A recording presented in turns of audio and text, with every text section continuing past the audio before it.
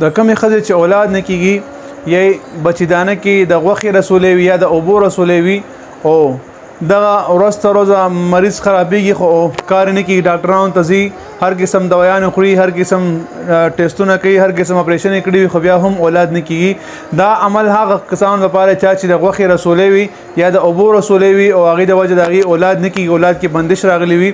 دا عمل بهترین عمل دی یا هغه زنانه خويندې چې هغه بیماری بیٹه موي مطلب مینس یا په میاشتو نه راځي یا داسې چې زر راځي چې څونه هم سم سره وي د الله جل جلاله په فضل سره د الله تعالی کلام د خیمدا شروع کی ان شاء الله فائدې په خپل سترګو باندې وګورئ عمل چې کوم دی لونګ برا واخلي لونګ په هر شپه په لونګ باندې د قران مجید د آیات ویل کی سورې نور آیات تقریبا 40 نمبر آیات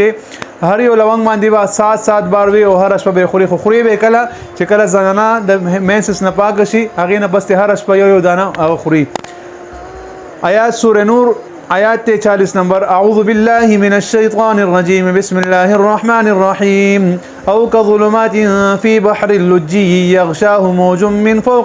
من فوقه سحاب ظلمات بعضها فوق بعض إذا أخرج يده لم يكد يراها ومن لم يجعل الله له نورا فما له من نور دوم آیات نه هر شپه په یو لونګ باندې وکړه ویل کیږي دا کم از کم لګاتار یو روزو پورې اخري کې یو بیماری پورې خنشوي بل بیماری نه بیا شروع کا ته دوه پیرادات خوري دوه بیمارو پر ان شاء الله تعالی به تاسو اولاد درکړي الله تعالی موږ تاسو نه دشي الله تعالی موږ تاسو خپل رضا نصیب کړي او الله دې موږ تاسو هر قسم مشکلات او پریشانونو په امن ساتي کله عمل خو شو مخکې ملګرو سره هم شیر کړي بعضی کسان زما نمبر غواړي زما نمبر یوټیوب چینل کې شته مفتی فیصل 034 تاسو نمبر هغه نه غسې شي مختصر وایس کوي هر ملګری ته جواب ضرور ملاوي السلام علیکم